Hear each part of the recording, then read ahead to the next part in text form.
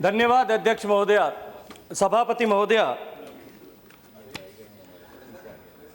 मैं माननीय वित्त मंत्री जी द्वारा प्रस्तुत किए गए बजट का समर्थन करने के लिए खड़ा हुआ हूं और मैं धन्यवाद देना चाहता हूं माननीय प्रधानमंत्री जी को, माननीय वित्त मंत्री जी को और वित्त राज्य मंत्री जी को कि उन्होंने देश की अर्थव्यवस्था जो अधोगति की तरफ जा रही थी उसको वापस बढ़ाकर वापस उसकी दिशा को परिवर्तित करने का काम किया है। सभापति महोदय, जब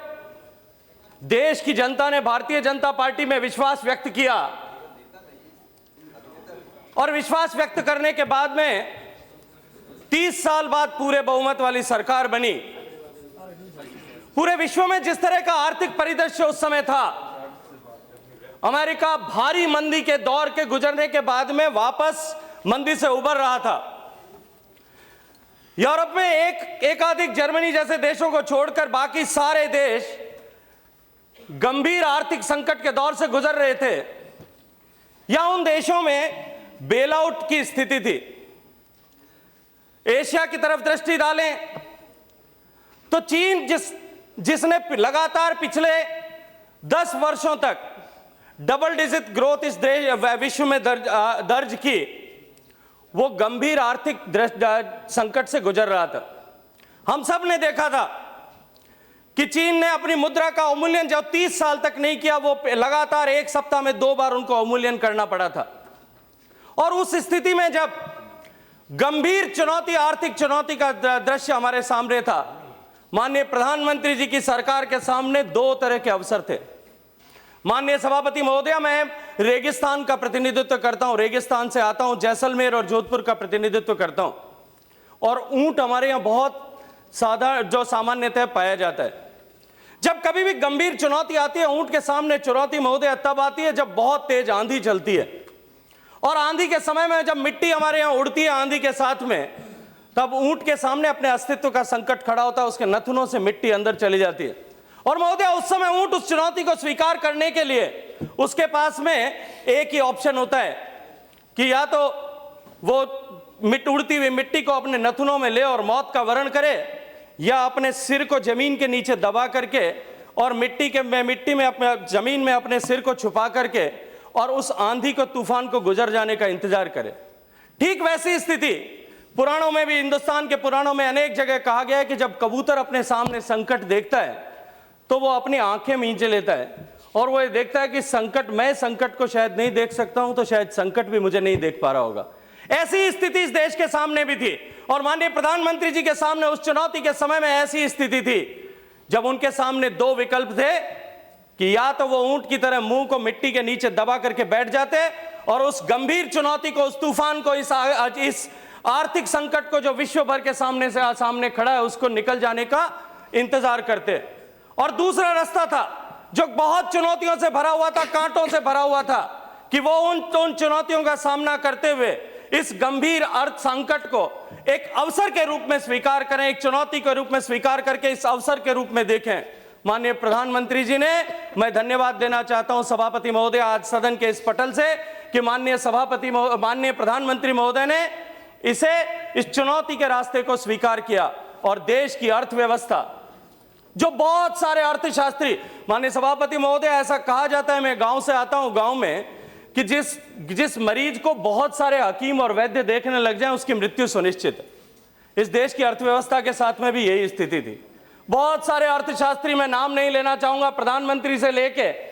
वित्त मंत्री से लेके और उसके अलावा भी कई सारे अर्थशास्त्री पिछले 10 साल तक इस देश की अर्थव्यवस्था को लीड कर रहे थे और उन्होंने ऐसी स्थिति खड़ी की थी जो उस बेचारे मरीज जिसका बहुत सारे हकीम मिलकर इलाज करते हैं और वो मृत्यु की शैया तक पहुंच जाता है, ऐसी स्थिति थी। और उस स्थिति से उबार करके इस देश की अर्थव्यवस्था को, जहां आज पूरा विश्व स्वीकार कर रहा है कि इन अर्थ संकट के जिस दौर से विश्व गुजर रहा है, उस अर्थ संकट के दौर में केवल और केवल भारत एक ध्रुव तारे की तरह चमकता हुआ सबको दिखाई दे रहा है। ये जो दिशा का परिवर्तन जो किया है, ये जो दशा का परिवर्तन जो किया है, ये दिशा और दशा का परिवर्तन ही माननीय सभापति महोदया इस सरकार की सबसे बड़ी उपलब्धि है। जो अधोगति की तरफ जाती हुई अर्थव्यवस्था थी, उसको इस गंभीर चुनौती के समय में भी, इस गंभीर संकट के समय में भी उसका दिशा परिवर्तन करते हुए पूरी दुनिया में एक चमकते हुए सितारे के रूप में भारत को खड़ा किया है। माननीय सभापति महोदय, मैं उसके लिए इस सरकार का, माननीय प्रधानमंत्री जी का, माननीय वित्त मंत्री जी का और वित्त राज्य मंत्री जी का धन्यवाद ज्ञापित करना चाहता हूं। लगातार इस सदन में चर्चा हुई है, अभी 2 दिन से बजट पर चर्चा हो रही है और सब लोगों ने इस बारे में बात की कि यह बजट कृषि को समर्पित है। महोदय, यह बजट केवल कृषि को समर्पित नहीं है, यह बजट गांव को समर्पित बजट है। और मैं, क्योंकि जैसा मैंने कहा, मैं किसान के परिवार से आता हूं और 25 साल से सार्वजनिक जीवन में काम करता हूं। महोदय, इंजीनियर अपने बेटे को इंजीनियर बनाना चाहता है,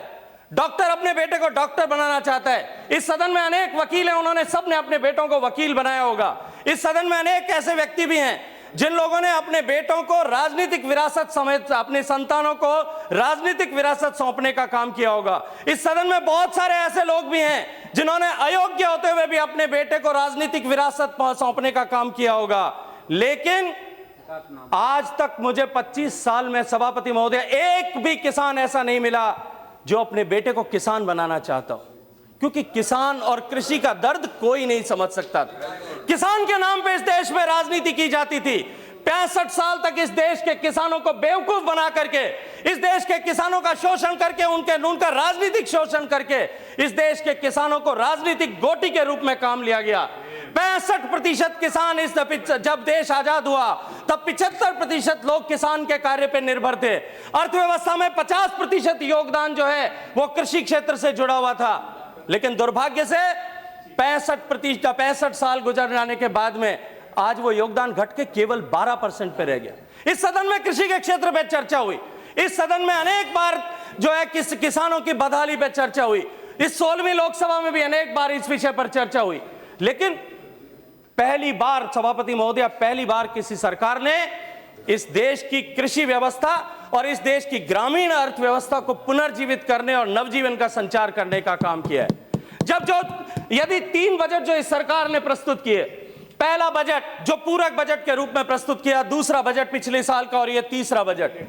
मैं इन तीनों बजट को यदि एक साथ देखता हूं, एक साथ एक अम्ब्रेला व्यू की तरफ देखता हूं, मुझे स्वामी विवेकानंद की याद आती है सभापति महोदय। विवेकानंद जी ने जो है मंत्र दिया था, उत्तिष्ठ जागृत और आगे बढ़ते रहे, लक्ष्य की प्राप्ति तक आगे बढ़ते रहे। धन्यवाद करना चाहता हूं आपका। उन्होंने कहा कि उठो, जागो और आगे लक्ष्य की प्राप्ति तक बढ़ते रहो। तो उठने के लिए, जैसा मैंने कहा सभापति महोदय, जिस दिन हमारी सरकार बनी थी उस दिन ऐसी स्थिति थी कि हमारी अर्थव्यवस्था सुषुप्त अवस्था में थी और उस मरीज की तरह थी जो बहुत सारे हकीमों के इलाज के कारण से सुषुप्त अवस्था में चला गया। उसको जागृत किया। उस बजट के माध्यम से हमने एक नव चेतना का संचार किया। पूरे विश्व में इस बात का पूरे विश्व में इस बात का संदेश दिया कि भारत की अर्थव्यवस्था अब किसी दूसरे के भरोसे नहीं चलेगी और भारत की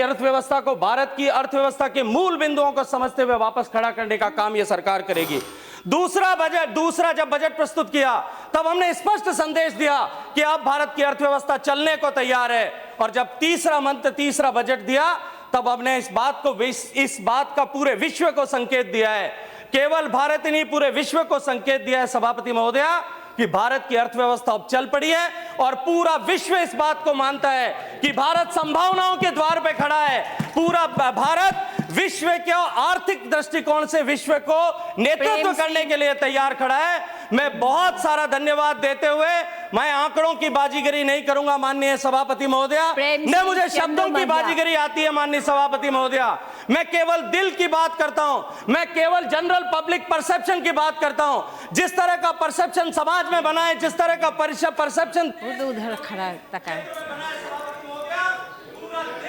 आज इस बात के लिए वाहवाही करता है, पूरा देश इस बात के लिए धन्यवाद कर रहा है कि हिंदुस्तान और इस बात का विश्वास कर रहा है कि भारत आने वाले समय में माननीय प्रधानमंत्री जी के नेतृत्व में विश्व गुरु बनकर के सभापति मैडम